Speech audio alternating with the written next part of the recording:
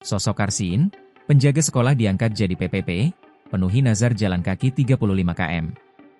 Sosok Karsin pria asal Cikarang, Jawa Barat viral setelah dilantik jadi PPPK setelah 21 membadi sebagai penjaga sekolah. Adapun Karsi tercatat sebagai penjaga sekolah honorer di SDN Sukamantri 02, Kabupaten Bekasi. Sebagai bentuk syukur, Karsin menunaikan nazarnya dengan berjalan kaki sejauh 35 km dari kantor PGRI Tambelang ke Kompleks Perkantoran Pemda Bekasi di Cikarang Pusat. Sementara itu, Karsin mengawali karirnya sebagai honorer pada tahun 2004, setelah sebelumnya bekerja sebagai sopir. Selama menjadi tenaga kependidikan, ia menghadapi banyak tantangan, termasuk penghasilan yang sangat minim di awal pengabdiannya. Karsin juga menceritakan awal mula ia bernazar.